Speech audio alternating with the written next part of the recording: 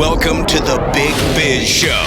Taking care of business. You want fast-talking, hard-hitting discussions on business and finance? Maybe with a barroom slant and some really salty peanuts? We're not counting calories. We're counting cash. Before we get to the man with the financial plan, meet the money team. Costa, Mary, and Greg. Now Captain Finance himself, Sully.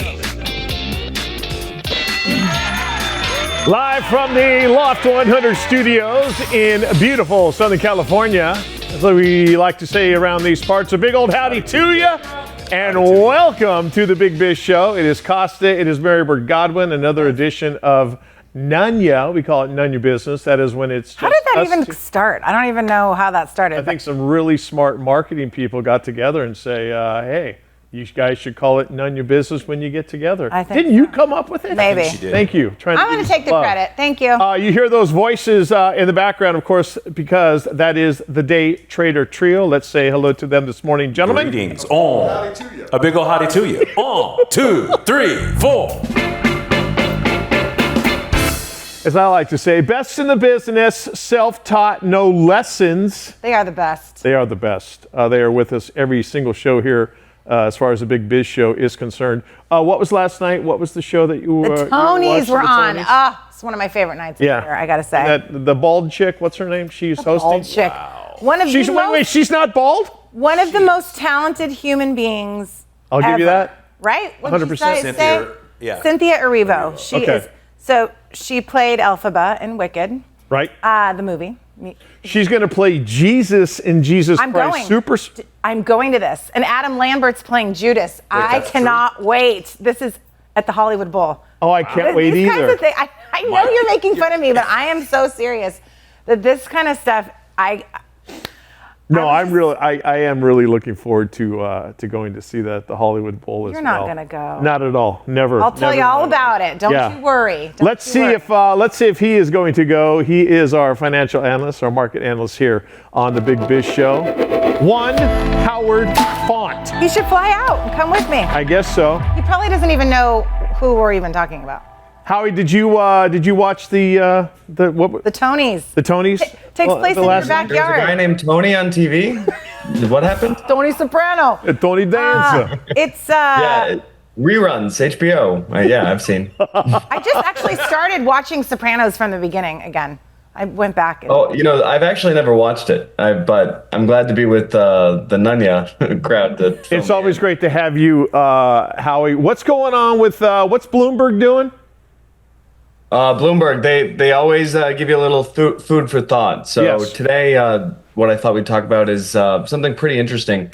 Someone at Bloomberg painstakingly measured the number of times on earning call transcripts. AI probably did it, actually. Sure. We don't need interns anymore. Showing the number of times that reshoring to America came up during earnings calls for the last few years. Like the actual word reshoring?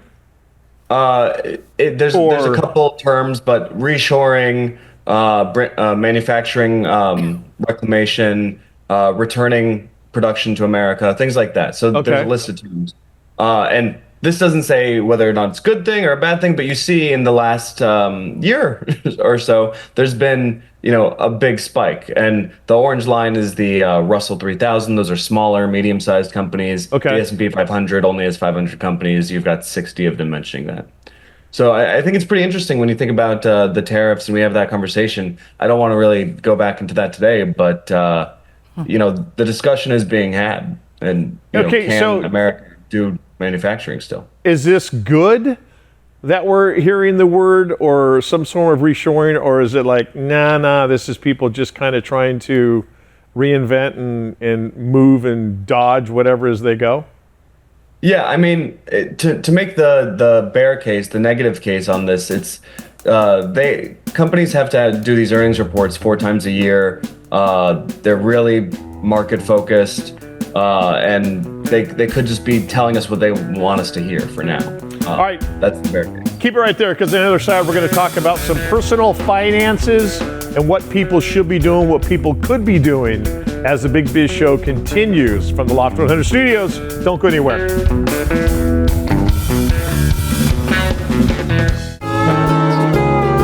Loft 100 Studios, the Big Biz Show, and our affiliates and our hosts are not registered investment advisors or broker-dealers. Our show hosts make no commitment that the purchase of securities of companies profiled or otherwise mentioned in our programming Are suitable or advisable for any person, or that an investment in such securities will be profitable in general. Given the nature of the company's profile and the lack of an active trading market for the securities, investing is highly speculative and carries a certain high degree of risk. We profile selected publicly traded and privately held companies on our program. Most of these companies that we profile have provided compensation to Loft 100 Studios and its hosts for the profile coverage. From time to time, we sell shares of the companies profiled in the open market that we receive as compensation for coverage of client companies. But never sell stocks if we are speaking about interviewing or covering a public company who has paid compensation. Specific questions on compensation can be obtained by contacting producer at sullyentgroup.com. Listeners should verify all claims and do their own due diligence before investing in any securities mentioned on this program. Investing in securities is speculative and carries a high degree of risk. We encourage our investors to invest carefully and read the investor information available at the websites on the Securities and Exchange Commission at sec.gov and or the Financial Industry Regulatory Authority, FINRA, at www.finra.org. I like it. Hey, is that a rescue plane? Big Biz Show continues. We are live from the Loft 100 Studios in Southern California. That is the Day Trader Trio. In inner circles, we call them the DTT. Greatest musicians in the business. They're part of the Sullivan Band. Costa Mary Godwin with you. Another edition of None Your Business. Thanks for being along for the ride. Our market analyst, Howie Font, is with us. He is always along for the ride as well, providing us gems as far as finances are concerned. And Howie, what do you have today on what we should be doing from a personal emergency fund standpoint? Yeah, I just wanted to, I think it's important to go back to basics and talk about, what an emergency fund is and why it's important. So it came to mind because I have met a couple people now that say, oh yeah, I have my emergency fund, so the summer trips are all okay, we're gonna be fine, put everything on the card, we can afford it. Right. And I kind of cringed and I said, Yep. What? That's not what an emergency fund is for. So I wanted to talk about, what it's for. It's for unforeseen, unplanned events, which your unknown unknowns. So if you know that the roof needs repairing, that's not an emergency fund thing. Yeah. That can be planned for. A vacation, you can plan for that and say, great, we want to do Disney World for 10 days. That's a long time. But over the summer, let's start in January and just say, no, we'll have a pile of cash here. But the emergency fund is for a hospital visit, a terrible car accident, something like that. I mean, and I feel like that's not focused on enough. How about your AC breaking and needing to get AC right before an El Nino? Yeah, that's a pretty big emergency, Hal. I listen. I'm all for that. You can't plan for that. But traditional maintenance, no. Emergency maintenance, yes. I mean, Howie, my wife is going into the hospital on Wednesday for a medical procedure, and even though we do have medical insurance, we are dipping into our medical emergency fund to help pay for some of the procedure she's going to have. How many people, though, Howie, they talk in terms of, and we used to call it, a rainy day fund, that type of thing. But how many people out there talk about it, but don't know how to go about doing it or securing the funds or socking that away to really accrue a decent sized emergency fund?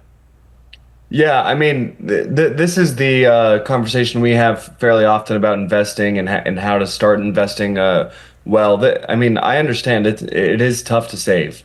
It is really tough to save. We all have to find room in the budget, unfortunately, sure, and sock something away. I would say. I mean, as far as the size of an emergency fund, base it off expenses. Don't base it off your income. So if you know that what it takes you to live for a month, you got to have, I would say, an absolute minimum of 3 months just to be comfortable in your own skin and all that. Just be able to live your life for 3 months with no income. But if you have a high turnover career, if you're in sales, if you do something a little bit risque, especially if you're an entrepreneur, you need to have 6 months, 9 months, maybe. I mean, that seems like a lot, but it's what you have to do, I would say. Howie, then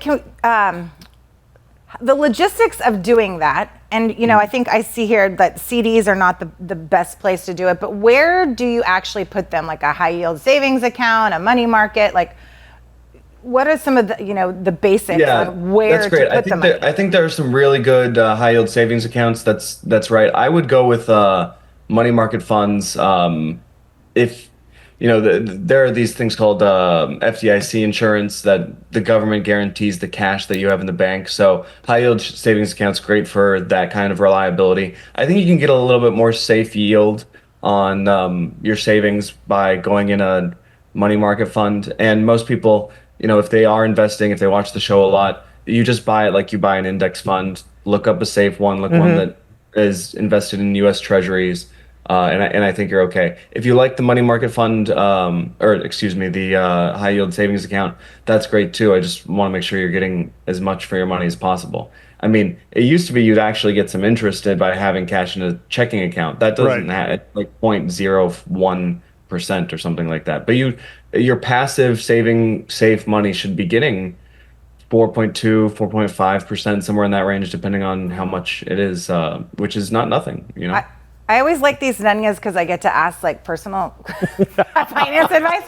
But can we also talk about younger kids that maybe have just graduated and are going to college and are going to start working and maybe got money from grandparents or whatever? Do you have anybody that fits that profile? If that nothing's coming right to my mind, but where they could start putting that nest egg for themselves.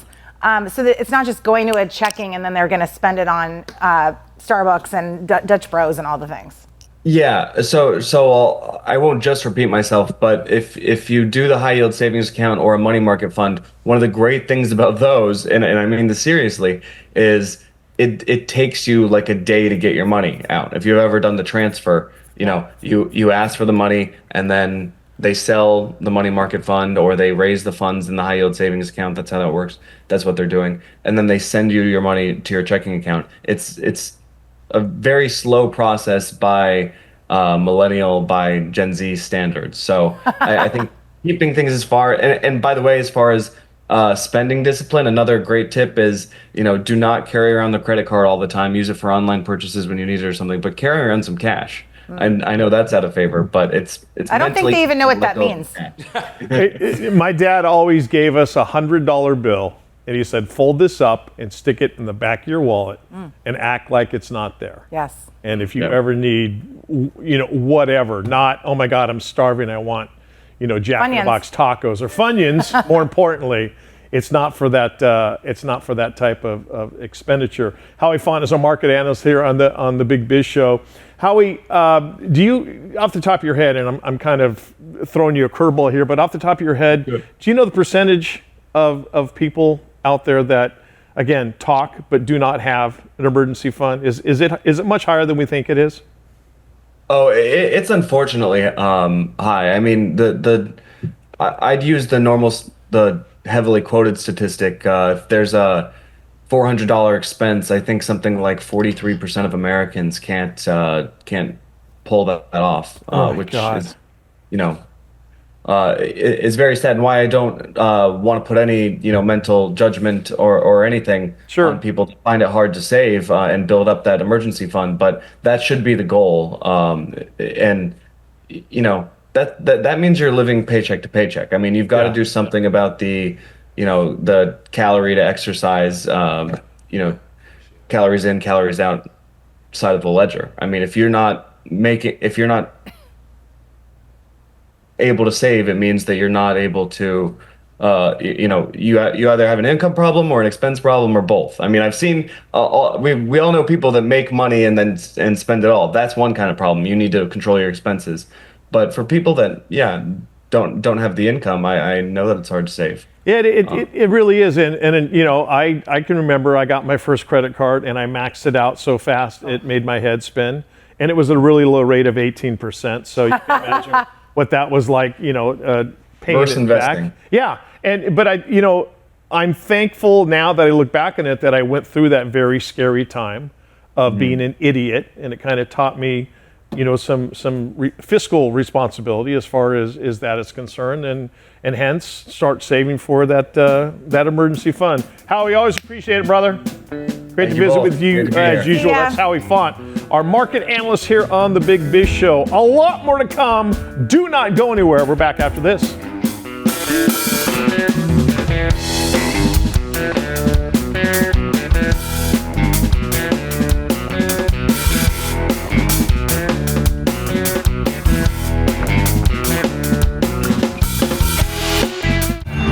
Big Biz Show. In over 175 countries, all the ships at sea on the American Forces Network. As always, a very humble thank you to all the brave men and women of the United States Armed Forces for what you do, what you've done for us. Costa Marybird Godwin, another episode of None Your Business. Of course, the talented musicians you see up there on stage. The Day Trader Trio. Joining us right now is Jason Tardio. He's the President Chief Operating Officer of Immunic Therapeutics, their ticker symbol IMUX. Always great to have him back on the show with us here on the Big Biz Show. Mr. Tardio, how are you on this fine day? I'm wonderful. And yourself? Not too bad. Let's talk about, for basically, before we get going into the depth of our interview here, for people who are just joining us for the first time, we've got a lot more eyes and earballs. And ears. Earballs? I said earballs. You did, yeah. A lot more eyeballs and ears with us on the show. Give us the nickel version of exactly what Immunic Therapeutics is all about. Immunic Therapeutics is a biotech company focusing on developing innovative small molecule therapies to address inflammatory and autoimmune specific diseases. We have an advanced asset called vidofludimus calcium that's currently being studied in a number of late stage programs for the treatment of multiple sclerosis. We also have a mid-stage, a phase 2 ready compound called IMU-856 that has showed some very interesting preliminary data in celiac disease. So lots of great stuff happening here. What, Jason, what are the cases of MS as far as how many people it's affecting in the United States of America today? Do you have an idea? Well, according to the National Multiple Sclerosis Society, which is the largest patient advocacy organization supporting individuals living with multiple sclerosis, there's over 1 million individuals with multiple sclerosis in the United States alone. And that encompasses both the relapsing and progressive, right? Because I believe you've talked a little bit about that. Can you explain the differences again of the two different types of MS? Sure. So you're right. There are two forms. There's the relapsing forms of multiple sclerosis, which is characterized by more inflammatory disease. These patients have what's called flare-ups or relapses. This is specifically linked to the neuroinflammatory component of the disease. This is the largest population of individuals living with multiple sclerosis. It encompasses about 75% of the diagnosed cases. On the other hand, you have what's called a progressive multiple sclerosis, and progressive multiple sclerosis consists of two different subtypes: primary progressive multiple sclerosis and secondary progressive multiple sclerosis.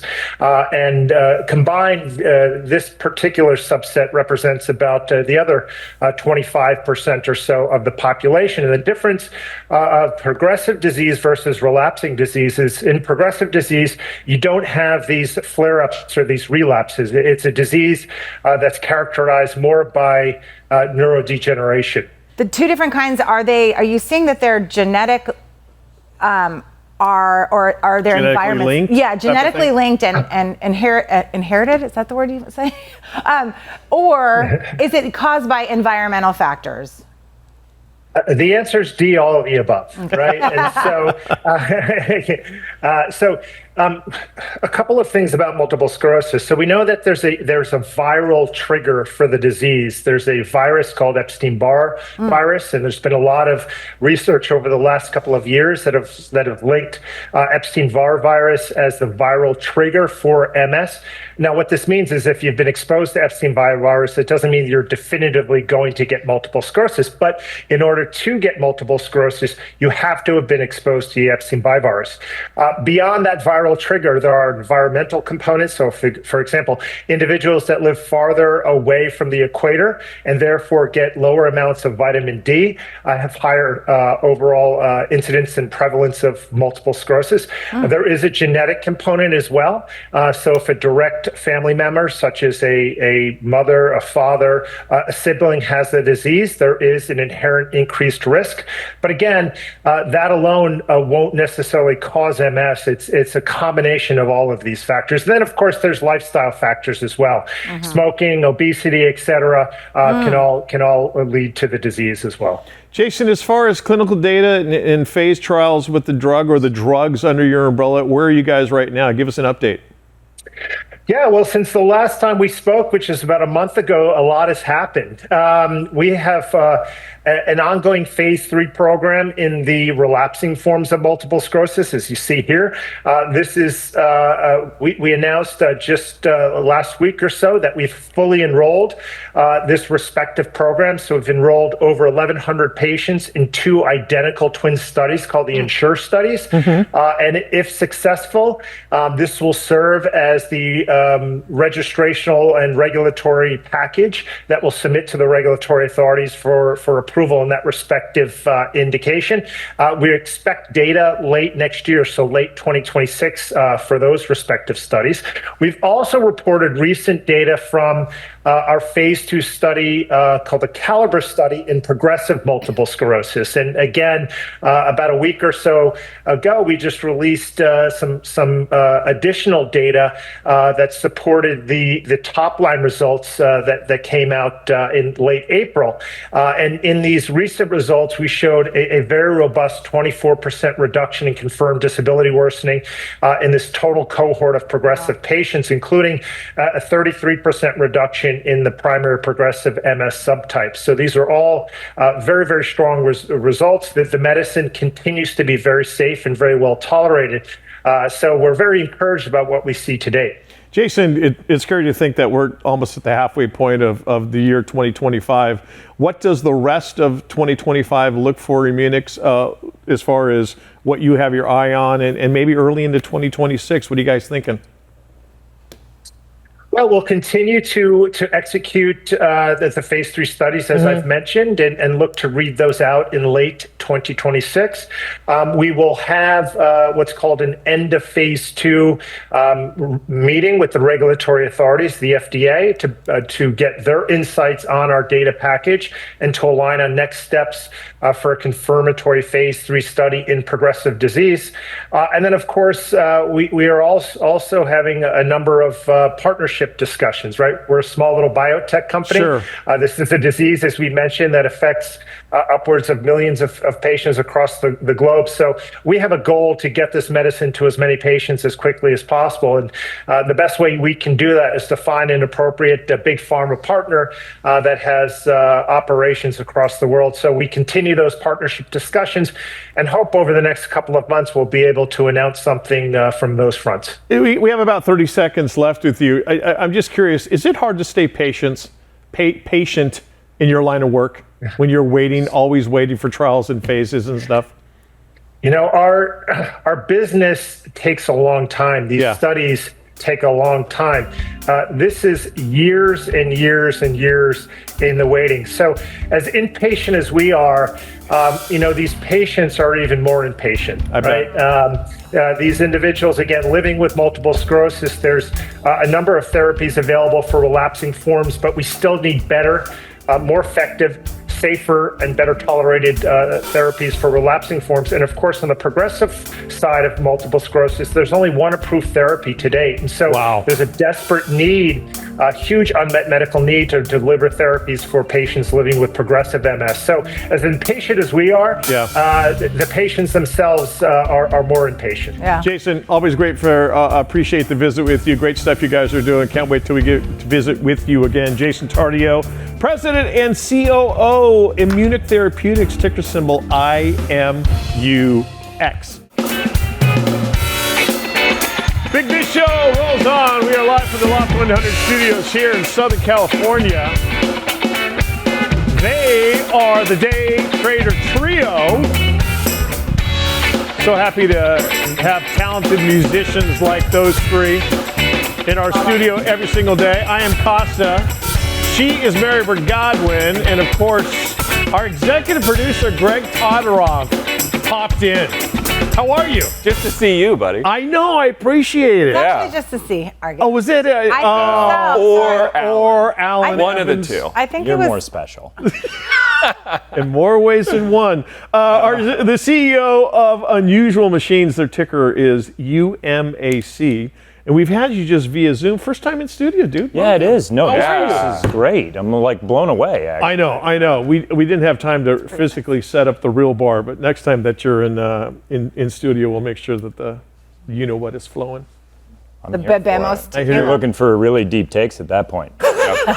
Yep. Hey, before we get kind of do the deep dive with you, give us the genesis of when this whole Unusual Machines dream of yours became reality. When did you start thinking about I guess for lack of a better term, the drone world to where you are now? So I fell into the drone world about 10 years ago. I was doing VR headsets in Silicon Valley. Okay. I raised a bunch of money from Intel Capital, was going over to China all the time, and ended up meeting the guy who started Fat Shark. So all the goggles for drone racing. They've been around a long time.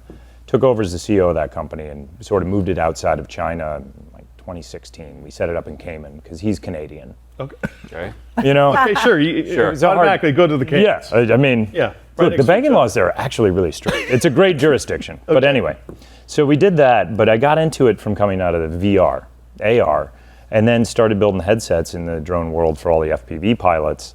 We merged that with Red Cat Holdings during COVID, where I took over as COO, and we were sitting there, and it was like, well, all right, looks like the US government's going to want American drones.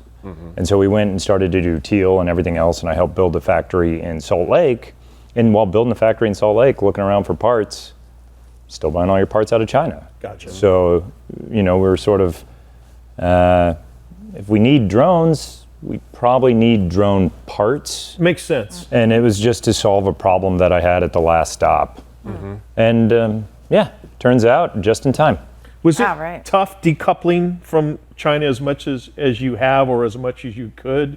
Or are you still, I mean, how much business are you still doing with China, if you're doing any at all? Well, we're doing a lot. When we IPO'd, if you go look, 97% of our stuff came from China. Gotcha. We sell through to consumers and everything else, and the Chinese companies make really great stuff at a great value. I mean, we're not there yet for everything in the US. We're moving into about 50-50 range because we still sell a whole lot of stuff to consumers, but we do now offer one or more of every single part made outside of China to give people versatility. Right. So, but it's been full speed 18 months to get even to there. And I know Allan Evans, CEO Unusual Machines, ticker symbol UMAC, with us here in studio today. I know we have talked before when you've been on with us about the tariff roller coaster.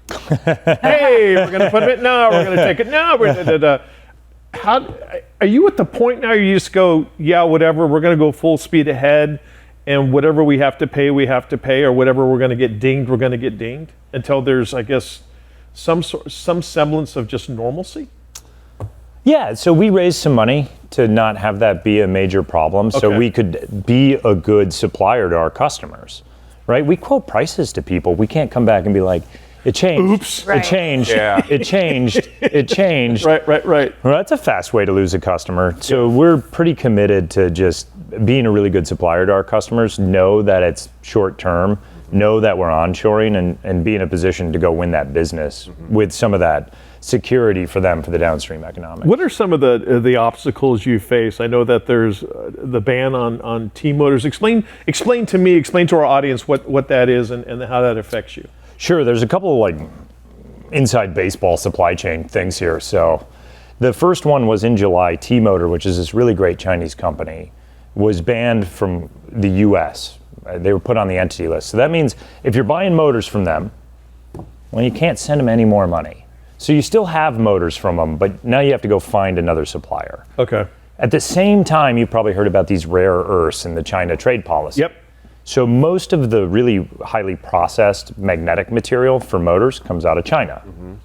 So we put in a lot of work to find other motor magnet suppliers to build motors. And so not being able to go buy motors if you're a drone company, and then nobody being able to get magnetic material unless they really bust it, it kind of jams up the drone producers in the US really hard. And so we're trying to get in front of that and be sure everybody has some limited number of available types of motors. Are you affected in a positive way by the agreement with Ukraine as far as us getting some of their rare earth minerals and things like that, or is that out of the ballpark for you guys? Down the road, it'll probably be great for everybody. Okay. But it's not just pulling it out of the ground. Sure. It's then processing it. Think about like oil. You have the oil wells, but then you have the refineries. It doesn't come out of the ground gasoline? I know. It took me a long time to learn that. Jeez. I thought it was like that tank there at the Arco station went right into the ground. Yeah. That's it. Actually, that's how you put your gas station where it's supposed to be. Over a little oil patch. Right. And that's where China has really won anyway, is they have all the refining capacity. Mm-hmm. It's kind of how I think about it anyway, because I got to simplify it for my No, that makes sense. My processing. How many parts are there in a typical drone? Oh my God, How many parts? Great question. It depends how you measure it. So you have like subsystems, so like motors or the frame or the flight controller. Okay. But the flight controller is like a printed circuit board, and it probably has 500 different components on it, plus the PCB. The motor's got a bunch of magnets in it, and the stator and the coil windings and all the connectors. So when you come down to it, if you're really going to break it down, not just to its sub-assemblies, but its more limited components, you're in the 1,000 to 10,000 line item SKUs with multiple of some of them. Holy realistically. smokes. How much is the claw that holds my pizza that's going to get dropped off on my doorstep? That's got to be expensive, right? Well, they're getting it cheaper every day with some of the developments for the conflict. They're delivering pizzas all the time. Well, and that was something that we were talking about, that, drones were going to take over everything. And correct me if I'm wrong, but I mean, are they still dropping Amazon packages, UPS packages? Do they do that in our country to the extent that we thought they would be at this juncture as far as our technology is concerned? They're doing it. In a lot of jurisdictions, like Walmart's delivering, or you see pharmacies will deliver from pharmacy to centralized operations. Wait. Okay. Really? Tell me about this. I don't think Walmart and Wing, which is the Google version, or Zipline, have been doing pilot programs. I think there's one in Dallas, for instance, where they can deliver stuff within 3 or 4 miles of a centralized location. So they're going through and getting all the flight hours to show it's safe, because the FAA does a really good job of being like, where's the data? Yeah. Right. And expanding things to get the data. But that's what the new executive orders were all about. BV loss is beyond visual line of sight, which is how they deliver. Yeah. And then one to many, so like one person can fly 4 of these drones. Oh. Those were just really pushed by the executive order, being like, hey, everybody, we're years behind on getting this done. Here's the timeline to get it done. And that was what those executive orders, that was one of them. It was a really big deal to push. And a big deal for a company like Unusual Machines? Oh, yeah, definitely. Because once this goes into place and delivery becomes more common, that's a whole lot of domestic drones. Yep. And those drones need parts. How, as far as the physical size of the drones that you're dealing with or you're supplying parts for, are we talking massive? Are we talking small? Give us the spectrum. No problem. Our specialty is in the backpack to table size drones. Okay. That's where China's really dominated, and the company DJI, which is ultimately banned, just crushed the entire market by making something awesome. Mm-hmm. And so that's where the vacuum in the marketplace really is there. I think it's like a $15 billion TAM in just the US right now. Wow. That's just wide open with no clear new replacement. Wow. Allan Evans is the CEO of Unusual Machines. Ticker is UMAC. What does the next half of 25 look like for Unusual Machines? And I have to assume you're already thinking about what 26 is going to do for you and the company. So the next part of 25, speculative on my part, is budget passes, government starts to spend money on drones. In a continuing resolution cycle like this year, all the government money comes like all at once. So it'll be like August, September will be 80% of what the budget would be because they have to spend it before the end of the government fiscal year. Sure. So I think you're going to see with the EOs, the budget pass, tons of money go into defense for drones, especially given the recent events in Ukraine and sort of the new awareness on it. Absolutely. And then with some of the new regulation and beyond visual line of sight, the DJI ban and the American Securities Drone Act both kick in January. That sort of says, hey, no more Chinese drones. And so then I think you're going to see some of the military companies scale. We expect, really to start shipping parts into the next year. Yeah. And that's also when I think you're going to see new entries into sort of the prosumer or enterprise market, and people start to bring some of those technologies domestically. And I know there's certain things you can't talk about being the CEO of a publicly held company, but it would assume that you're in a tremendous catbird seat with unusual machines.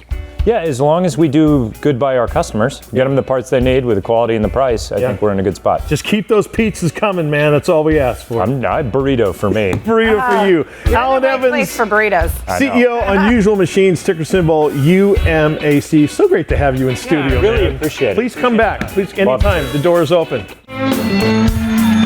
Big Show from the Loft 100 studios in Southern California. We continue. That's the Day Trader Trio right there live on that stage. Here at the bar, it's Costa and the wonderfully talented and beautiful Mary Burt Godwin. Hey. Welcome to another edition of what we call None Your Business. That's when the two of us come into the studio and we talk about anything we damn well please. Like musical theater. We talk about musical theater. We talk about snack Thank you for indulging me on my musical theater. No. I know you're a jazz handy. Love my Broadway. Yeah. I do. Our next guest is huge into musical theater, and that's an absolute lie. How do you know? We haven't asked him. I will ask him. Dr. John This Yu, is important. CEO of Kairos Pharma. Their ticker is KAPA. Dr. John Yu back with us here on the Big Biz Show. Dr. Yu, are you a fan of live theater, Broadway musicals and stuff? I do like it. Yeah, I love Wicked. That's one of my favorites. Wasn't it good? Did you see it on the big screen or in the theater? Both. We love you, Doctor. Thank you. Yeah. Well, surprise, Doctor. That's the only thing we're talking about today is musical theater. So you better have your A game ready. Dr. Yu, professor of neurosurgery, director of surgical neuro-oncology at Cedars-Sinai Medical Center. Doctor, for some people who might be tuning in, our audience gets bigger and bigger every time we have you on. Just give us the nickel version of what Kairos Pharma is all about, please. Well, we're focused on reversing resistance that develops to cancer drugs for patients with cancer. And we're targeting prostate cancer as well as lung cancer. We have a phase 2 trial in prostate cancer and a phase 1 trial in lung cancer. And really the problem in cancer therapy, more than the lack of drugs to treat it, is that all the drugs, whether they be great or mediocre or somewhere in between, cancer is smart enough to develop means to become resistant to those drugs. And this is through a mechanism called CD105, a receptor that gets made on the cell surface. So we've developed an antibody that targets this receptor and reverses the resistance that develops to these drugs. So we give it alongside cancer drugs to allow them to work again. So we think we've really targeted a major central mechanism of drug resistance. And so this is what we're pursuing. And we found that this is a relevant mechanism not only for prostate and lung cancer, but for large cancers like breast and colon cancer as well. Oh, wow. So one at a time, we're targeting these cancers to demonstrate really the importance of this drug and this central mechanism of resistance. Hey, Dr. Yu, could you tell me, is there an average amount of time that you're seeing that it takes for the resistance? Is it like 4 years or 1 month? How long are we talking that it well, takes? every drug is different, but we've seen resistance develop as within the time frame of 6 months to 2 years. So oftentimes the drug will work great, but then as the body gets used to it, just like how bugs get resistant to antibiotics that we give, and then they become resistant to all the antibiotics, cancer is smart enough to outsmart the drugs that we throw at it, and so they do become resistant after 6 months to a couple of years, and so we're really aiming to reverse this. Dr. John Yu, CEO, Kairos Pharma, ticker is KAPA. Dr. Yu, as far as you mentioned some pretty big cancers there, prostate and colon cancer, and obviously breast cancer. Are these situations, from what you know from the general public, that people don't know they have it until a doctor is telling them, hey, in case you didn't know this, you have this or you have this? Is it that type of situation in the United States?